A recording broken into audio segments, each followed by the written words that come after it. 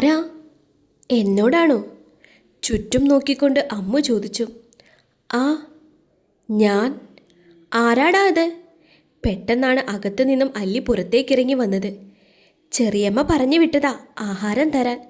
കയ്യിലുള്ള കവർ അഴകിൻ്റെ നേരെ നീട്ടിക്കൊണ്ട് അമ്മു പറഞ്ഞു. കൊച്ചേതാ? ഞാൻ കണ്ടിട്ടില്ലല്ലോ. ഞാൻ അമ്മു, മനയിലുള്ളതാ. മനയിലുള്ള കാശിയുടെ മോള്. കാശിയേട്ടൻ്റെ മോളോ? അല്ലി സംശയത്തോടെ അമ്മുവിനെ നോക്കി. ചേച്ചി, ഇത് പിടിക്ക്, ഞാൻ പോട്ടെ, എനിക്ക് ഒരുപാട് ജോലിയുണ്ട്. അല്ലിയുടെ കയ്യിലേക്ക് കവർ കൊടുത്തുകൊണ്ട് അമ്മു വേഗം നടന്നു. എന്നാൽ ഇതേ സമയം അവളെ തന്നെ നോക്കി നിൽക്കുകയായിരുന്നു അഴക്. ഇത് ശ്രദ്ധിച്ച അല്ലി പെട്ടെന്ന് അവൻ്റെ കവളിലേക്ക് ഒരു കുത്തു കൊടുത്തു. എന്താ ചേച്ചി? എന്താടാ നോക്കി വെള്ളം ഇറക്കണേ? ഏയ് വെറുതെ, ഞാൻ ആ കൊച്ചിനെ വെറുതെ നോക്കിയതാ. പ്രശ്നമാവേ. ആ കൊച്ച് പറഞ്ഞത് കേട്ടോ, മനയിലുള്ളതാണെന്ന്. അതാ ഞാനും വിചാരിക്കുന്നത്. കാശി സാറിൻ്റെ മോളോ? അത് ശരിയാ, ഞാനും ശ്രദ്ധിച്ചു. ഇത്രയും വലിയ മോളാണോ അവർക്ക്? ചേച്ചി പറഞ്ഞിട്ടില്ലേ? ചേച്ചി എന്നോട് ഇതൊന്നും പറഞ്ഞിട്ടില്ല. അല്ല, എന്നോട് പറഞ്ഞിട്ടുണ്ട്. കാശിയേട്ടൻ്റെ ആദ്യത്തെ വിവാഹത്തിലുള്ള കുട്ടിയാണത്. പാർവതി ചേച്ചിയുമായുള്ള കല്യാണം നടക്കുമ്പോൾ അതിന് 5 വയസ്സുള്ളതായിരുന്നു. 9 വർഷം കഴിഞ്ഞില്ലേ, ഇപ്പോൾ ഏകദേശം 14 വയസ്സ് കാണും. ആണോ? ആ, എന്തായാലും കൊള്ളാം, എനിക്കിഷ്ടപ്പെട്ടു. എന്താ? ഒന്നുമില്ല. കയ്യിലുണ്ടായിരുന്ന തോർത്ത് കഴുത്തുവഴി ചുറ്റി അഴക് വീടിന് പുറകുവശത്തേക്ക് നടന്നു. അല്ലിയാണെങ്കിൽ സംശയത്തോടെ അവനെ നോക്കി ഹാളിലേക്കും. ഈ സമയം വീട്ടിലേക്ക് അമ്മു തിരിച്ചെത്തിയിരുന്നു. അവിടേക്ക് വന്ന് കയറിയപ്പോൾ കണ്ടത് പരസ്പരം പോരുകോഴികളെ പോലെ നിൽക്കുന്ന പാർവതിയെയും തമ്പുരാട്ടിയെയുമാണ്. അവർ വഴക്കിടുന്നത് കണ്ട് കാശി ഒരു സൈഡിൽ ഇരിപ്പുണ്ട്. എന്താ ഇവിടെ? നീ നിന്റെ കാര്യം നോക്കിപ്പോ. മുത്തശ്ശി സ്വന്തം കാര്യം നോക്ക്. ആഹാ, എൻ്റെ നേരെ നിന്ന് സംസാരിക്കാനായോ നരന്തേ നീ? ആയി. എന്താ? മോളെ, നീ അവരോട് സംസാരിക്കാൻ പോകണ്ട, ഇടയ്ക്ക് കയറിക്കൊണ്ട് പാർവതി പറഞ്ഞു. ആ ചെറിയമ്മേ, പിന്നെ ഞാൻ ആഹാരം കൊണ്ട് കൊടുത്തിട്ടുണ്ട്. ആഹാ, അതു കൊള്ളാം. അപ്പോൾ നീ ഈ പെണ്ണിനെ കണ്ടവൻ്റെ വീട്ടിൽ പറഞ്ഞു വിട്ടതാ? നിങ്ങൾക്ക് എന്താ തമ്പുരാട്ടി കുഴപ്പം? എന്നെക്കൊണ്ട് നീ ഒന്നും പറയിപ്പിക്കരുത്. പെട്ടെന്ന് നിർത്ത്. ഇത് ഇവിടെയും കൊണ്ട് അവസാനിക്കില്ല എന്ന് മനസ്സിലായ കാശി അവസാനം ഇടയ്ക്ക് കയറി സംസാരിച്ചു. പ്രശ്നം ഒത്തുതീർപ്പാക്കി. എന്നാലും മുറുമുറുപ്പുകൾ അവിടെ ഉയർന്നുകൊണ്ടിരുന്നു. പെട്ടെന്നാണ് അകത്തെ മുറിയിൽ നിന്നും ഒരാൾ പുറത്തേക്ക് വന്നത്. ആളെ കണ്ടതും പാർവതിയുടെ കണ്ണിൽ അഗ്നി ആളിക്കത്തി. ഇത് മനസ്സിലാക്കിയ കാശി പെട്ടെന്ന് ഇടപെട്ടു. പാറു, നീ പോയി എന്തെങ്കിലും കഴിക്കാൻ എടുക്ക്, ഞാൻ വേഗം വരാം. ആ, മറുപടി ഒരു മൂലയിൽ ഒതുക്കി പാർവതി അകത്തേക്ക് നടന്നു. ഈ സമയം കാശിയുടെ അടുത്തേക്ക് അയാൾ എത്തിയിരുന്നു. മോനെ. ആ, അമ്മാവാ. ഇപ്പോൾ എങ്ങനെയുണ്ട് മോൾക്ക്? പ്രത്യേകിച്ച് കുഴപ്പമൊന്നുമില്ല. എത്ര മാസമായി? 4. അമ്മാവനോട് ആര് പറഞ്ഞു? പ്രിയ. എന്നാൽ ഞാനങ്ങോട്ട്. എവിടെ പോവാടാ? എവിടെയും പോകുന്നില്ല, വെറുതെ ഇങ്ങോട്ടൊക്കെ. സംസാരിക്കാൻ താല്പര്യമില്ലാത്ത രീതിയിൽ കാശി പറഞ്ഞു. പറ്റുന്നില്ല, ഹിമയില്ലാതെ. പൊന്നെ കരളെ എന്ന് പറഞ്ഞുകൊണ്ട് നടന്നതല്ലേ ഞാൻ. എല്ലാ കാര്യങ്ങളും നിനക്കറിയില്ലേ? മോനെ. അവർക്കെങ്ങനെയുണ്ട്? കുഴപ്പമില്ല, ഞാൻ ആശുപത്രിയിൽ പോയിട്ട് വരുന്ന വഴിയാണ്. 2 പേരെയും കണ്ടു, കുഴപ്പമൊന്നുമില്ല. ഇതിനിടയ്ക്ക് ദേവനെ കാണാൻ പോകാനൊന്നും പറ്റിയില്ല.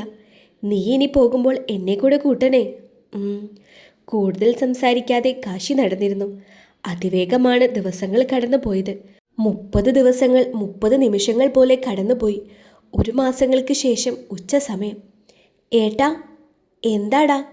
ദേ അത് പൊട്ടിക്ക്. ഏത്? ഇത്. ആ, മുകളിലുള്ള മാങ്ങയിലേക്ക് കൈചൂണ്ടിയാണ് അപ്പു അത് പറഞ്ഞത്. രാവിലെ തന്നെ പറമ്പിലെ മാവിൽ കയറി മാങ്ങ പൊട്ടിച്ച് നൽകുകയായിരുന്നു അഴക്. അവന് പെട്ടെന്നാണ് ദൂരെയുള്ള ഇടവഴിയിൽ കൂടി അമ്മു നടന്നു വരുന്നത് അഴക് കണ്ടത്. പെട്ടെന്ന് തന്നെ കയ്യിൽ കിട്ടിയ മാങ്ങ അപ്പുവിന് നൽകിക്കൊണ്ട് അഴക് അമ്മുവിൻ്റെ അടുത്തേക്ക് നടന്നു. എന്താ രാവിലെ മാവിലൊക്കെ? അതോ, അവന് മാങ്ങ വേണമെന്ന് പറഞ്ഞു, അപ്പോൾ പൊട്ടിക്കാൻ കയറിയതാ. വേണോ? കയ്യിലുണ്ടായിരുന്ന മാങ്ങ അമ്മുവിൻ്റെ നേരെ നീട്ടിക്കൊണ്ട് അവൻ പറഞ്ഞു. വേണ്ട, നമുക്ക് തൊടിയിലേക്ക് പോയാലോ? ആരെങ്കിലും കണ്ടാലോ? ആര് കാണാനാ? ഇവിടൊന്നും ആരുമില്ല. ചേച്ചിയും ചേട്ടനും മനയിലോട്ട് വന്നിട്ടുണ്ടല്ലോ. ഞാൻ കണ്ടു. അതാ ഞാൻ വേഗം വന്നത്. എന്നാ വാ. അവർ രണ്ടുപേരും ഒരുമിച്ച് ദൂരെ കാണുന്ന കുളത്തിനടുത്തേക്ക് നടന്നു. കുളത്തിലേക്ക് കാലിട്ടിരുന്നു കൊണ്ട് അവരങ്ങ് ദൂരെയുള്ള പാടത്തേക്ക് നോക്കി. ഏട്ടാ. അപ്പു നിങ്ങളുടെ സ്വന്തം അനിയനാണോ? എന്താ? അഴകിൻ്റെ മുഖത്തെ ഞെട്ടൽ അമ്മു മനസ്സിലാക്കിയിരുന്നു. അപ്പു നിങ്ങളുടെ സ്വന്തം അനിയനാണോ എന്ന്. ആണ്. എന്താ? വെറുതെ ചോദിച്ചതാ. നിങ്ങളുടെ രണ്ടുപേരുടെയും അനിയനാണെന്ന് കണ്ടാൽ പറയില്ല. വേറൊരു കട്ടാണ് അവന്. ആ. എന്താ ഒരു മൂളൽ മാത്രം? ഒന്നുമില്ല. ഒന്നുമില്ല? നീയൊന്നും മിണ്ടാതിരിക്കേ. പെട്ടെന്ന് അമ്മുവിൻ്റെ മുഖം മാറിയിരുന്നു. അത് മനസ്സിലാക്കിയ അഴക് അവളുടെ കൈ കവർന്നു. ഏയ്, എന്താ അമ്മു നീ ഇങ്ങനെ? ഞാൻ വെറുതെ ചോദിച്ചതാ. എനിക്കിവിടെ ആരെയും അറിയില്ല. ആകെ നീയല്ലേ ഉള്ളൂ എൻ്റെ കൂട്ടുകാരിയായി. എന്തിനാ ഇങ്ങനെ പിണങ്ങുന്നത്? കുറച്ച് കാര്യങ്ങളുണ്ട്. അതൊന്നും എനിക്ക് നിന്നോട് തുറന്നു പറയാൻ പറ്റില്ല. കാരണം പലതുമുണ്ട് അമ്മു. അത് എനിക്ക് നിന്നോട് പറയാൻ പറ്റില്ല. പറയണ്ട പോരെ. മിടുക്കി. വരവ് വച്ചിരിക്കുന്നു. ചോദിക്കാൻ മറന്നു. എങ്ങനെയുണ്ട് തറവാട്ടിൽ? അവിടെ എന്തു പറയാനാ, ബോറാ. വെക്കേഷൻ ആയതുകൊണ്ട് ഇവിടെ നിൽക്കാമെന്ന് കാശിയച്ഛൻ പറയുന്നു. SSLCക്ക് ഇവിടെ കൊടുക്കാമെന്നോ അച്ഛൻ പറയുന്നത്. അമ്മു ഇത്രയും കാലം ബാംഗ്ലൂരാണല്ലേ പഠിച്ചത്? അപ്പോൾ ഫ്രണ്ട്സിനെയൊക്കെ മിസ് ചെയ്യില്ലേ? ഏട്ടനുണ്ടല്ലോ ഇവിടെ ഇപ്പോൾ. അപ്പോൾ ഞങ്ങൾക്ക് തിരിച്ചു പോകണ്ടേ? പോണോ? പിന്നല്ലാണ്ട്. ഇവിടെ നിന്നൂടെ? അതൊന്നും പറ്റില്ല, ഞങ്ങൾക്ക് പോണ്ടേ. അമ്മുവിൻ്റെ മുഖം മാറിയത് അഴക് മനസ്സിലാക്കിയിരുന്നു. സമയം ഒരുപാടായി, നമുക്ക് പോവാം. അപ്പു തന്നെയുള്ളൂ അവിടെ. അമ്മുവിനൊത്ത് അഴക് വീടിന് മുന്നിൽ എത്തിയിരുന്നു. അപ്പു, ഈ ചെറുക്കനിത് എവിടെ പോയി? എന്താ ചേട്ടാ? അപ്പുവിനെ കാണുന്നില്ല. വീടിനകമാകെ പരിശോധിച്ചുകൊണ്ട് അഴക് പറഞ്ഞു. അവൻ ഇവിടെ കാണും, ഞാൻ പുറത്തൊക്കെ നോക്കട്ടെ. ആ നോക്ക്. അഴകിനോട് പറഞ്ഞുകൊണ്ട് അമ്മു പുറത്തേക്കിറങ്ങി. ചേട്ടാ, ചേട്ടാ. അമ്മുവിൻ്റെ വിളി കേട്ടാണ് അഴക് അകത്തു നിന്നും പാഞ്ഞു വന്നത്. എന്താ ഏട്ടാ? അപ്പു. ഓടി വന്നതിനൊപ്പം അഴക് കണ്ടത് ബോധം മറിഞ്ഞു കിടക്കുന്ന അപ്പുവിനെയാണ്. അപ്പു മോനെ, അപ്പു. രണ്ടുപേരുടെയും വിളിക്ക് അവൻ കാതോർത്തിരുന്നില്ല. പിന്നെ ഒരുതരം പേടിയായിരുന്നു അഴകിന്. അപ്പുവിന് എന്തെങ്കിലും സംഭവിക്കുമോ എന്ന ഭയം അവനെ കീഴടക്കി. എങ്ങനെയൊക്കെയോ അവനെ എടുത്ത് തോളിലിട്ടുകൊണ്ട് അഴക് വീട്ടിൽ നിന്നും ഇറങ്ങി റോഡ് വഴിയെ ഓടി. പിറകെ തന്നെ അമ്മുവുമുണ്ട്. പെട്ടെന്നാണ് തനിക്കെതിരെ വരുന്ന കാറ് അഴക് ശ്രദ്ധിച്ചത്. അച്ഛാ, അച്ഛാ. കാറിന് നേരെ ഓടി വരുന്ന അമ്മുവിനെ കണ്ട് വണ്ടിയുടെ ബ്രേക്കിൽ കാശിയുടെ കാൽ അമർന്നിരുന്നു. പെട്ടെന്ന് തന്നെ ഡോർ തുറന്ന് പുറത്തേക്കിറങ്ങിയ കാശി കണ്ടിരുന്നു അമ്മുവിൻ്റെ ഒപ്പം ഒരു കുട്ടിയെ തോളിലിട്ടുകൊണ്ട് കരഞ്ഞുകൊണ്ട് ഓടുന്ന അഴകിനെ. എന്താടാ, എന്ത് പറ്റി? അറിയില്ല ചേട്ടാ, ബോധമില്ല. വേഗം വണ്ടിയിൽ കയറ്.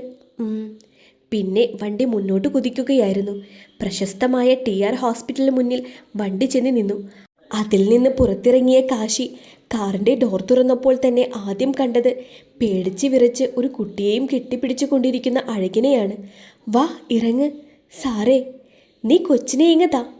അഴകിൻ്റെ കയ്യിൽ നിന്ന് അപ്പുവിനെ വാങ്ങിയ കാശി ഒറ്റ നോട്ടമേ നോക്കിയിരുന്നുള്ളൂ. അവൻ്റെ ഹൃദയം പടപടാ മിടിക്കാൻ തുടങ്ങി.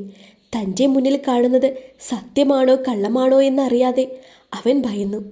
പക്ഷേ തൻ്റെ സർവ്വശക്തിയും ആഞ്ഞെടുത്ത് അവൻ ആ കുഞ്ഞിനെയും കയ്യിലെടുത്തുകൊണ്ട് അകത്തേക്കോടി. ഇതിനോടകം അമ്മ പറഞ്ഞതനുസരിച്ച് മാണിക്യൻ അങ്ങോട്ട് വന്നിരുന്നു. വന്നതും കണ്ടത് ICUവിന് മുന്നിൽ കസേരയിലിരിക്കുന്ന അഴകിനെയും ഭിത്തിയിൽ ചാരി നിൽക്കുന്ന കാശിയെയുമാണ്. സാറേ, എന്താ? ഏയ്, ഒന്നുമില്ല. എന്താ പറ്റി അവന്? പിന്നെയും വയ്യാണ്ടായോ എൻ്റെ മോന്? ഏയ് ഇല്ലടാ. അകത്തേക്കോടാൻ തുടങ്ങിയ മാണിക്യനെ കാശി പിടിച്ചു നിർത്തി. Excuse me. പെട്ടെന്നാണ് ഒരു നേഴ്സ് അങ്ങോട്ട് വന്നത്. നിങ്ങളെ ഡോക്ടർ വിളിക്കുന്നുണ്ട്. പോടാ, പോയി കാണ്. മാണിക്യനെ പറഞ്ഞയച്ചുകൊണ്ട് കാശി നേരെ പോയത് ദേവൻ്റെ അടുത്തേക്കായിരുന്നു. അതേ ഹോസ്പിറ്റൽ തന്നെയായിരുന്നു ദേവനും ഉണ്ടായിരുന്നത്. കാശി അകത്തേക്ക് കയറി വന്നപ്പോൾ ബെഡിൽ വെറുതെ കണ്ണു തുറന്ന് കിടക്കുകയായിരുന്നു ദേവൻ. വാടാ, എന്താ താമസിച്ചത്? ഒരു മറുപടിയും കൊടുക്കാതെ ഇരുന്ന ദേവന് മനസ്സിലായിരുന്നു കാശിയുടെ മനസ്സിൽ എന്തോ വിഷമമുണ്ടെന്ന്. എന്താടാ കാശി? ദേവന്റെ അലർച്ചയ്ക്കൊപ്പം ഒരു സ്വപ്നത്തിലെന്ന പോലെ കാശി ഉണർന്നു. ഡാ, എന്താ നിനക്ക് പറ്റിയത്? വല്ലാണ്ടിരിക്കുന്നല്ലോ. ഡാ, ഞാൻ അവനെ കണ്ടു. ആരേടാ? കണ്ണനെ.